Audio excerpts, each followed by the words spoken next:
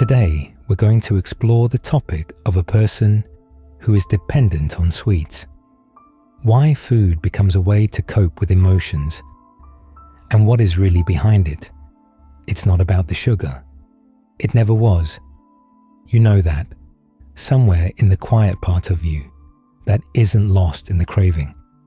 It's about the moment the flavor hits your tongue. That first, melting, dissolving sweetness. It's a golden instant of pure, uncomplicated sensation. It is a sanctuary, a total eclipse of the mind's noise. For a few seconds, the swirling static of anxiety, the dull ache of an unnamed longing, the persistent murmur of not being enough, it all goes quiet. The world softens. You are, just for a breath, held. You are not someone who simply has a sweet tooth. You are someone for whom sweetness is a chemical poem of solace. You are a soul seeking a short-term salvation in a spoon. And your core archetype is not the hedonist, but the deprivation healer. The deep, unspoken truth is this: your relationship with sweets is a perfectly engineered biological rebellion against an emotional landscape that feels chronically austere, lean, and unsustaining. It is the body's ingenious, desperate attempt to synthesize a feeling that the world seems to withhold. Pure, unadulterated goodness. But here is the beautiful, heartbreaking paradox. Your greatest source of immediate comfort has become your most persistent source of long-term shame. The very mechanism you use to soothe a fractured inner world is the one that then fractures your self-image, creating a cycle of longing, fulfillment, and self-recrimination so intimate, it feels like a private religion. The sugar gives you a momentary taste of heaven, then hands you the bill in the currency of guilt. You feel the sharp, crystalline pleasure, and then you feel the shadow, the dull throb of regret, the whispered accusation of a lack of willpower. You are caught in a loop, using the sweet to escape a feeling of emptiness, only to have that very act reinforce the feeling of being empty, of being flawed, of being out of control. It's a love affair conducted in the shadows of the pantry light, a romance with a substance that promises wholeness, but often delivers only a more complicated kind of hunger. Let's pull this craving out of the realm of simple willpower and morality and place it where it truly lives, in the intricate wiring of your nervous system and the deep history of your emotional memory. This isn't a character flaw. It is a neurobiological adaptation. When you taste something sweet, your brain doesn't just register a flavor, it unleashes a cascade. Dopamine, the neurotransmitter of reward and anticipation, floods your system. It's a burst of yes, this is good, more. But more crucially, it triggers the release of serotonin and endorphins, the body's natural opiates, the chemicals of calm, safety, and pain relief. For you, this isn't just dessert, it's psychopharmacology. You are, in the most literal sense, self-medicating a dysregulated nervous system. You are trying to spike the neurotransmitters of peace and pleasure because your baseline state feels subtly deficient in them. To understand this, we need three key concepts. The first is affect regulation theory. This is the psychological term for how we manage our emotional states. Healthy affect regulation might look like talking to a friend, going for a run, meditating, or sitting with a feeling until it passes. For the deprivation healer, these pathways often feel inaccessible, too slow, or too fraught. The sweet becomes a direct, fast-acting, and utterly reliable regulatory tool. It's a switch you can flip to change your internal weather from a grey, drizzling anxiety to a brief, golden hour of calm. It's not laziness, it's efficiency born of a system that learned early on that other forms of comfort were inconsistent or unavailable. The second is conditioned comfort seeking. This is where memory and biology entwine. Think back. What were sweets in your childhood? Were they the reward for good behavior, for finishing your vegetables, for being quiet? Were they the currency of love from a grandparent, the only uncomplicated gift? Were they the forbidden fruit, the contraband of happiness in a strictly controlled environment? Or were they, perhaps, the consistent bright spot in an emotionally inconsistent world? When a parent's affection felt conditional or confusing, the cookie was never confusing. It was pure, simple, and dependable. Your brain learned, on a synaptic level, to associate the taste of sugar with safety, with reward, with a moment of being good enough. It created a neural superhighway straight from emotional distress to the solution, something sweet. Decades later, a bad day at work doesn't just make you think, "I want cake." It triggers a deep limbic level memory that whispers, "You need solace. The map says go here." The third is the concept of the window of tolerance, a term from trauma therapy. Imagine your nervous system as a window. Within the frame, you can experience life's ups and downs, stress, joy, sadness, without becoming overwhelmed or shutting down. Outside the window is either hyperarousal, anxiety, panic, rage, or hyperarousal, numbness, dissociation, depression. For many who crave sweetness, their window was never built wide enough, or it was frequently shattered in childhood by chaos, criticism, or neglect. When you start to slip toward the edges of that window, when the anxiety buzzes or the numbness descends, the sugar rush acts as a powerful, if temporary, centering force. It yanks you back from the edge of hyperarousal with a jolt of pleasure, or it pulls you out of the fog of hyperarousal with a sharp sensory stimulus. It's a tool for nervous system regulation, albeit one with significant collateral damage. The emotional cost of this is a specific and poignant kind of grief, the grief of outsourcing your own nourishment. It is the silent sorrow of believing deep in your bones that the sweetness you crave must come from outside of you, in a form that you must then punish yourself for accepting. Your core fear is not of getting fat or lacking discipline. Those are surface symptoms. The core fear is the fear of the internal void, the terror of that austere emotional landscape, that quiet, hungry space inside that feels like it can never be filled by anything real or lasting. You fear that without that external source of sweetness, you would be left alone with a hollow self, a perpetual state of wanting. So the simple act of eating becomes a complex moral and emotional drama. A donut is never just a donut.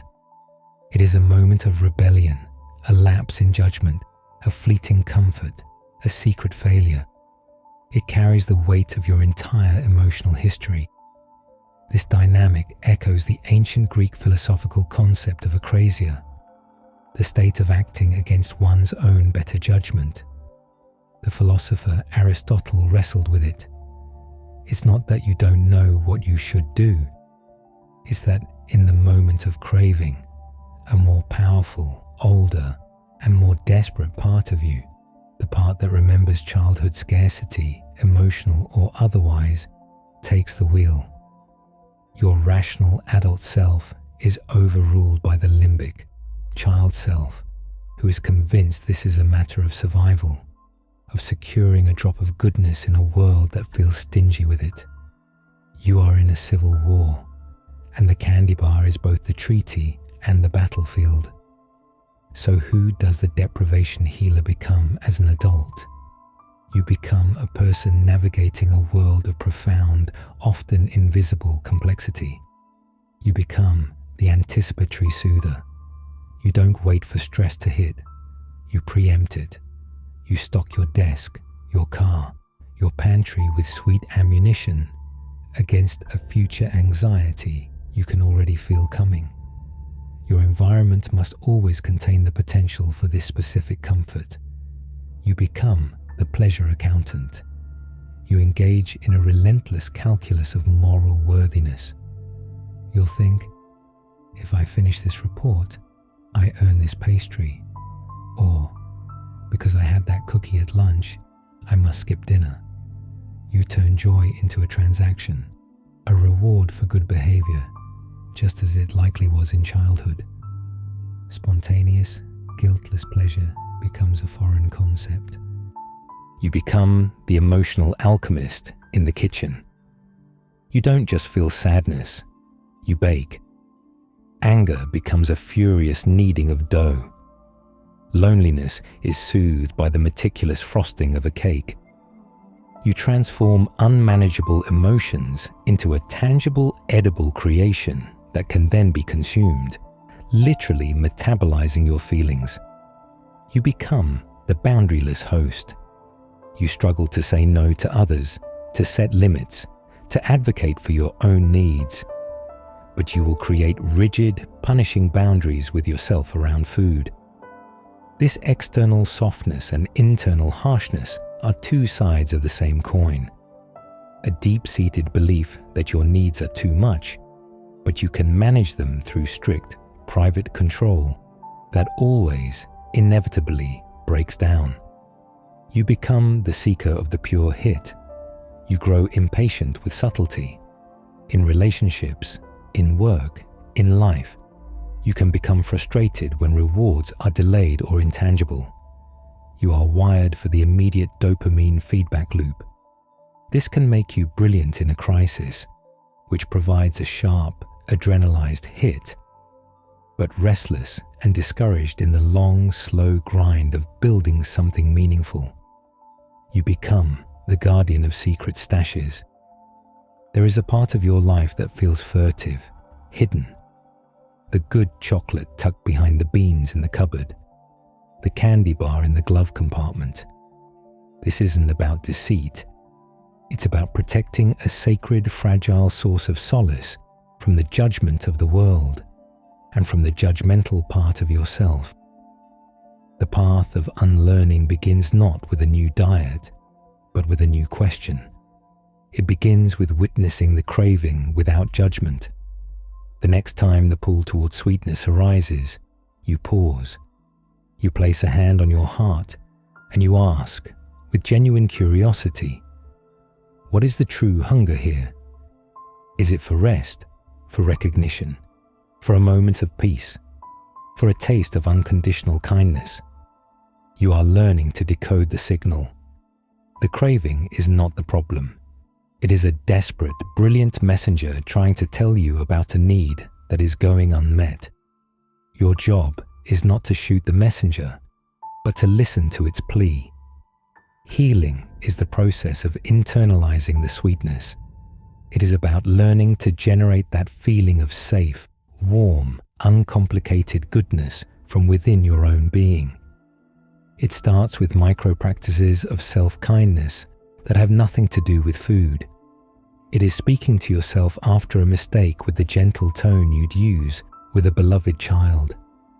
It is allowing yourself to stop working and simply stare out the window for 5 minutes, guilt-free. It is buying the flowers, taking the bath, saying the kind word to yourself in the mirror. You are building new, sustainable neural pathways to serotonin and peace, pathways not dependent on a substance. This is somatic reparenting. It is showing your nervous system through consistent, gentle actions that it is safe to feel, that comfort can come from breath, from touch, from quiet, from connection. It is expanding your window of tolerance so you can hold life's bitter and sweet flavors without needing to escape. And it involves shadow work, making peace with the part of you that feels ravenous, out of control, and deeply ashamed. That part is not a monster. It is a wounded child who learned that sweetness was the only reliable love it would ever get. You must bring that child into the light and offer it the real nourishment it has always needed, your own unwavering compassion. The goal is not to never eat a sweet again. That is just another form of deprivation, another layer of the war. The goal is to break the spell, to sever the link between sugar and salvation. It is to reach a point where you can eat a piece of exquisite chocolate, savor it fully, and experience it for what it is, a delightful sensory experience, not a metaphysical cure. It is to let the sweet be sweet, and not ask it to be the architect of your soul. The philosopher Epicurus, often misrepresented as a mere hedonist, taught that the highest good was ataraxia, tranquility, freedom from fear and bodily pain. He argued for simple pleasures, enjoyed in moderation, with friends. Your journey is an Epicurean one in the truest sense. It is not the rejection of pleasure, but the search for a deeper, more sustainable tranquility that doesn't come with a hidden tax on your self-worth. You are not broken for craving sweetness. You are human, wired for pleasure, and ingeniously adaptive. Your craving is a lighthouse, pointing toward a shore where your deeper needs wait to be acknowledged. Your task is not to dismantle the lighthouse, but to finally sail toward the land it has been signaling all along, the fertile, abundant continent of your own wholeness. Start by being just a little bit sweeter to yourself. The rest will follow.